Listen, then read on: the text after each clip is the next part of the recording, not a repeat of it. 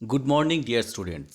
তোমরা যারা class 12-এর third সেমেস্টারে পড়াশোনা করছো, তোমাদের সিলেবাসের ইনক্লুডেড একটি prose strong root written by APJ Abdul Kalam নিয়ে আজকে আমরা বিস্তারিত আলোচনা করতে চলেছি আজকে এই ভিডিওর মাধ্যমে।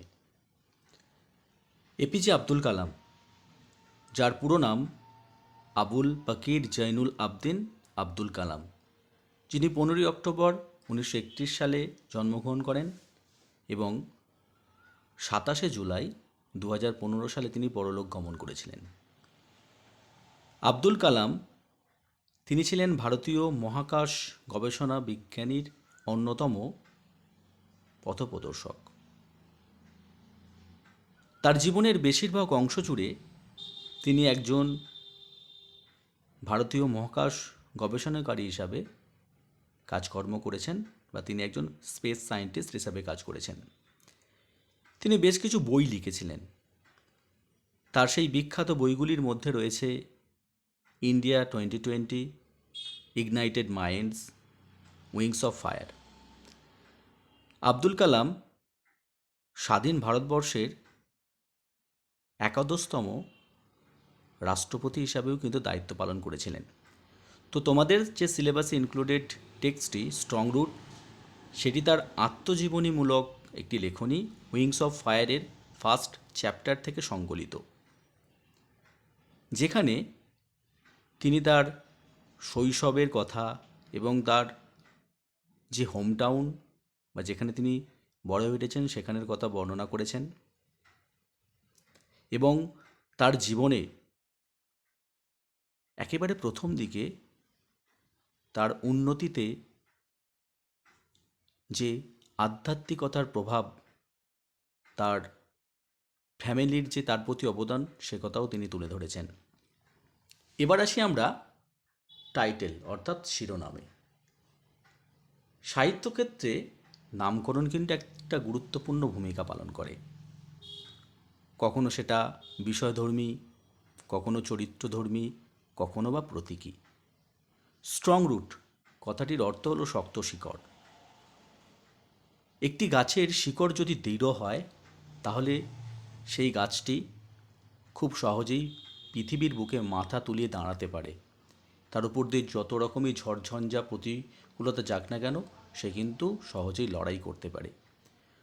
তো আব্দুল কালামের স্ট্রং রুট তার নৈতিক আদর্শ, তার আধ্যাত্মিকতা, তার পরিবার থেকে শেখা, অর্থাৎ তার যে পারিবারিক বিষয়টা একটা দৃঢ় মূলের মতো, যা তাকে একজন সঠিক মানুষ হিসেবে গড়ে তুলতে নিজেকে আর কি, বা সঠিক মানুষ হয়ে উঠতে সাহায্য করেছে।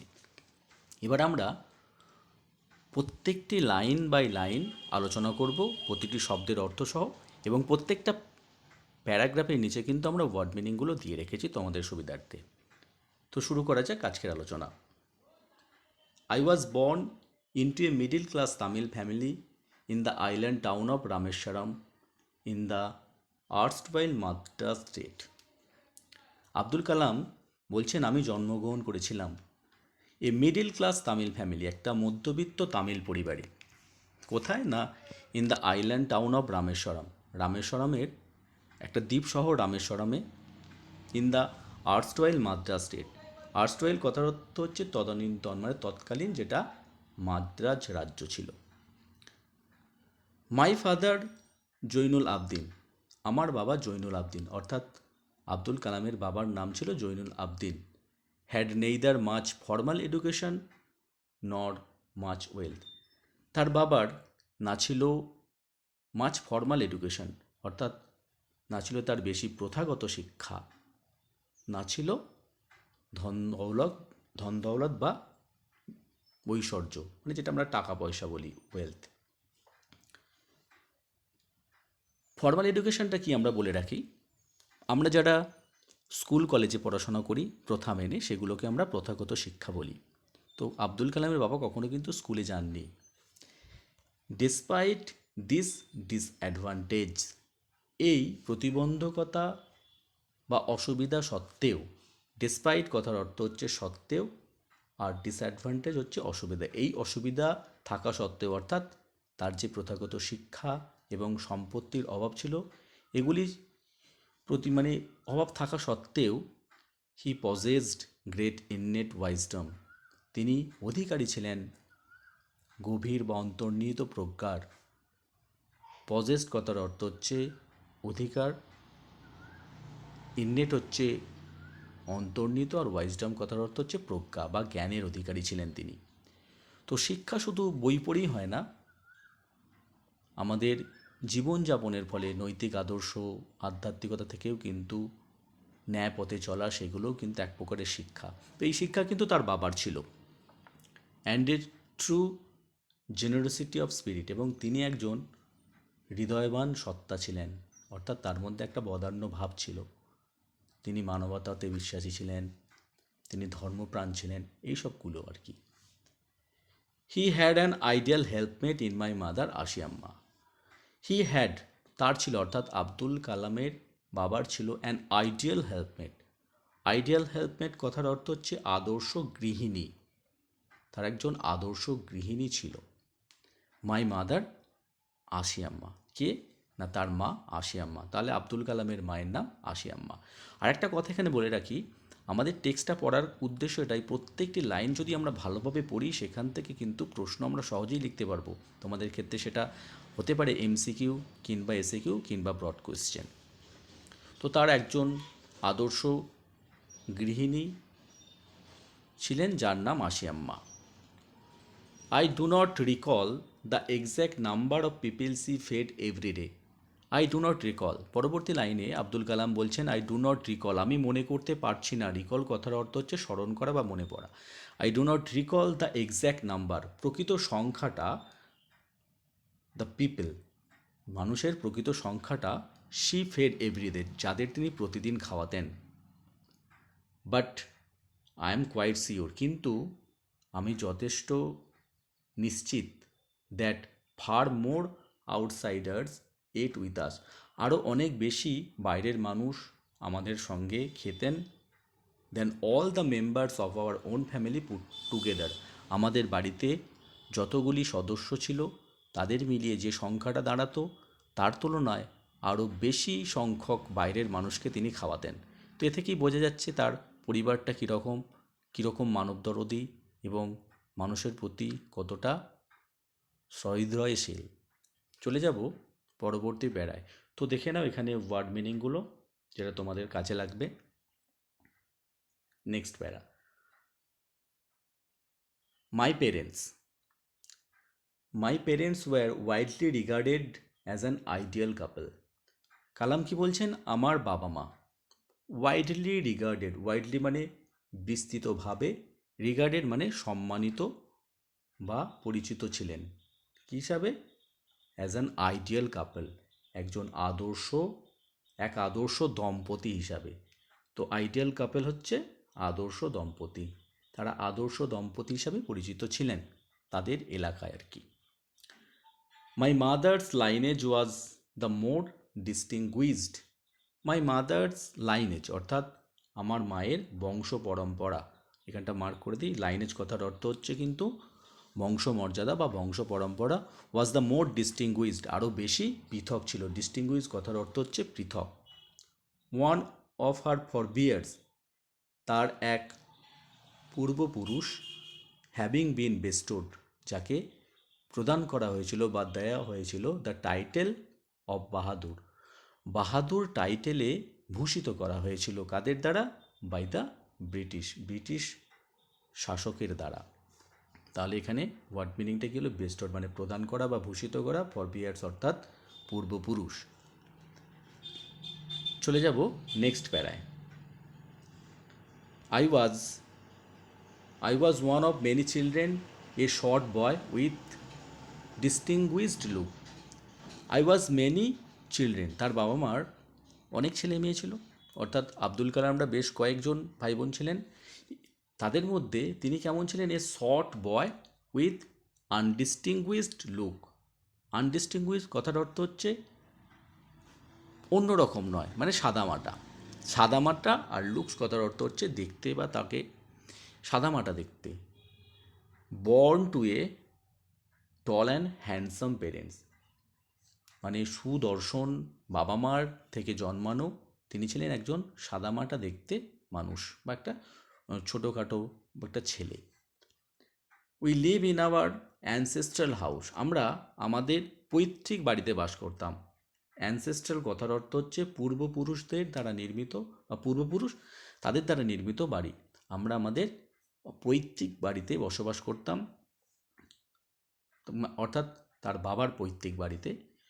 Which was built in the middle of the 19th century, যেটা নির্মাণ করা হয়েছিল, অর্থাৎ যে বাড়িটা তৈরি হয়েছিল in the middle of the 19th century, 19 শতকের মধ্যভাগে বা মাঝামাঝি সময়ে। ইট ওয়াজ এ ফেয়ারলি লার্জ পুক্কা হাউস। পুক্কা হাউস এটা কেমন ছিল?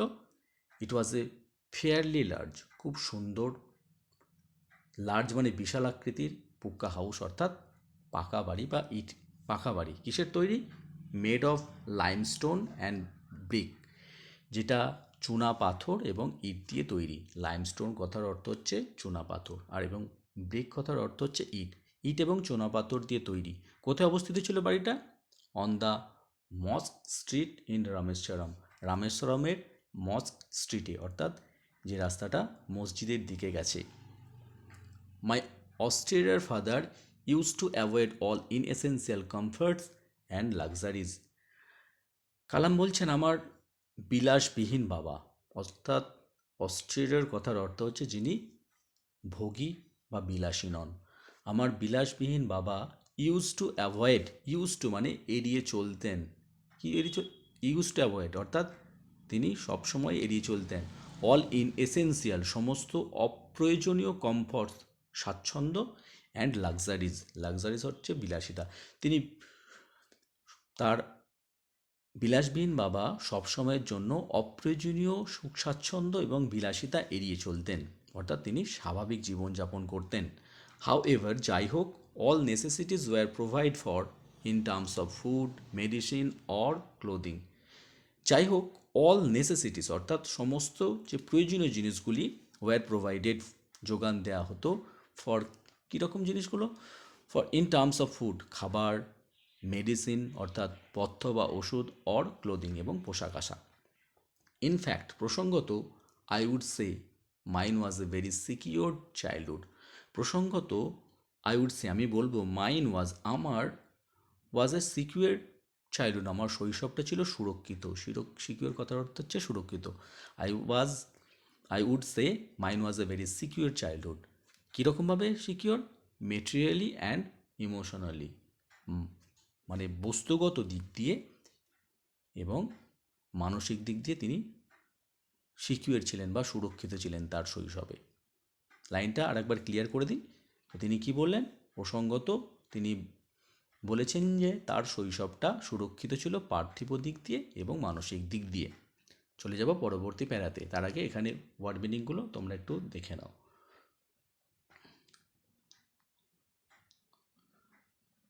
Next para, I normally ate with my mother. Kalam কি বলছেন? আমি স্বাভাবিকভাবে আমার মায়ের সঙ্গে খেতাম। কোথায়? Sitting on the floor of the kitchen, রান্নাঘরের মেঝেতে বসে। She would place a banana leaf before me, তিনি কি করতেন? অর্থাৎ আব্দুল কালামের মা তার সামনে একটা কলার পাতা বিছিয়ে দিতেন। On which she then ladled rice and aromatic sambar, তারপর তিনি তার সেই পাতার উপর কী দিতেন? ল্যাডেলড রাইস অর্থাৎ যেটা হাতা বা চামচে করে পরিবেশন করা হতো, ভাত দিতেন। অ্যান্ড অ্যারোমেটিক সাম্বার, অ্যারোমেটিক কথার অর্থ হচ্ছে সুগন্ধি, সম্বার হচ্ছে এক ধরনের ডাল, যেটা সাউথে আর কি মানুষ তাদের খাদ্য তালিকায় রাখেন। আর কি? A variety of sharp homemade pickle, আর বিভিন্ন ভ্যারাইটি অর্থাৎ বিভিন্ন জিনিসের সংমিশ্রণে তৈরি একটা ঝাল চাটনি। পিকেল কথার অর্থ হচ্ছে আচারও বলতে পারি আমরা, বাড়িতে তৈরি আচার। And a dollop of fresh coconut chutney, এবং দলা পাকানো টাটকা নারকেলের চাটনি তিনি দিতেন তাকে খেতে। চলে যাব পরবর্তী প্যারায়। পরবর্তী প্যারায় কালাম বলছেন, the Shiva temple which made Rameswaram so famous to pilgrims. The মানে শিব মন্দিরটি যেটি রামেশ্বরমকে খুবই বিখ্যাত করে তুলেছিল টু পিলগ্রিমস অর্থাৎ পুণ্যার্থীদের কাছে। Was about a 10 minute walk from our house, যেটা তাদের বাড়ি থেকে মাত্র 10 মিনিটের হাঁটা পথ, অর্থাৎ 10 মিনিট হাঁটলেই রামেশ্বরমের বিখ্যাত শিব মন্দিরে পৌঁছে যাওয়া যেত। আওয়ার লোকালিটি ওয়াজ প্রিডমিনেন্টলি মুসলিম, আমাদের এলাকাটা বা অঞ্চলটা প্রিডমিনেন্টলি অর্থাৎ যাদের প্রাদুর্ভাবটা বেশি, যাদের সংখ্যাটা বা আধিক্যটা বেশি, প্রিডমিনেন্টলি অর্থাৎ অধ্যুষিত, কী অধ্যুষিত? মুসলিম, অর্থাৎ মুসলিম সম্প্রদায়ের মানুষের বাস সেখানে বেশি ছিল। But there were quite a lot of Hindu families too, কিন্তু সেখানে বেশ কিছু হিন্দু পরিবারও ছিল। Living amicably with their Muslim neighbours, যারা বসবাস করত অ্যামিকেবলি অর্থাৎ বন্ধুত্বপরায়ণভাবে বাস করত তাদের মুসলিম প্রতিবেশীদের সঙ্গে। নেইবার্স কথার অর্থ হচ্ছে প্রতিবেশী। There was a very old mosque in our locality, তাদের এলাকায় একটা খুব প্রাচীন মসজিদ ছিল। মস্ক কথার অর্থ হচ্ছে মসজিদ। Where my father would take me for evening prayers, যেখানে অর্থাৎ যে মসজিদে তার বাবা তাকে সন্ধ্যার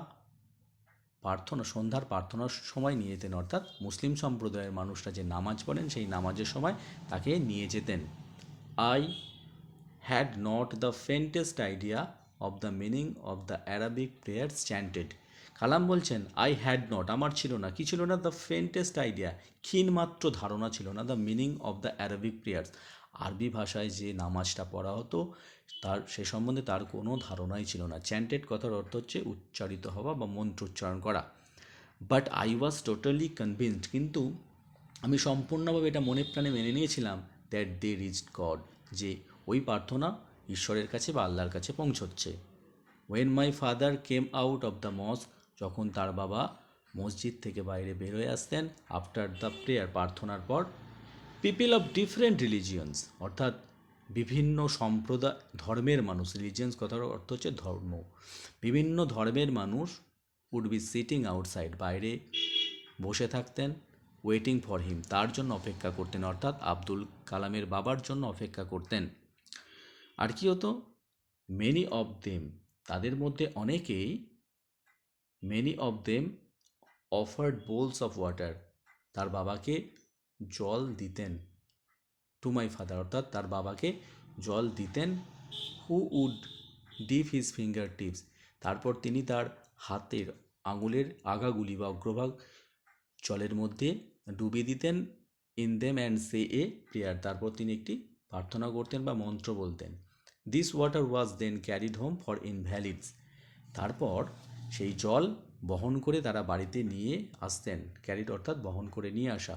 ফর ইনভ্যালিডস, যারা ইনক্যাপেবল, অসুস্থ যে সমস্ত মানুষ যারা অক্ষম শারীরিকভাবে, তাদের জন্য। অ্যাকচুয়ালি গ্রাম বাংলায় যেটা জলপোড়া টাইপের ব্যাপার আছে সেই রকম জিনিস।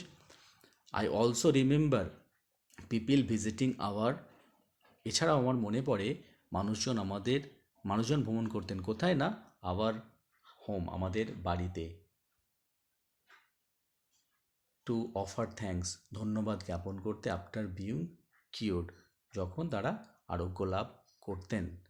Father always smiled and asked them, বাবা সবসময় মৃদু হাসতেন এবং তাদের বলতেন to thank Allah the merciful, ধন্যবাদ জ্ঞাপন করতে আল্লাহকে যিনি করুণাময়। তো দেখে নাও এখানে ওয়ার্ড মিনিংগুলি। তো এই ছিল আজকে আমাদের আলোচনার বিষয়বস্তু। আলোচনাটি তোমাদের কাছে ইফেক্টিভ বলে মনে হলে অবশ্যই একটি লাইক করে দিও। চ্যানেলে নতুন হলে চ্যানেলটিকে সাবস্ক্রাইব করে রেখো নিত্য নতুন ভিডিওর আপডেটস পাওয়ার জন্য। দেখা হচ্ছে পরবর্তী ভিডিওতে। সকলেই ভালো থেকো, সুস্থ থেকো।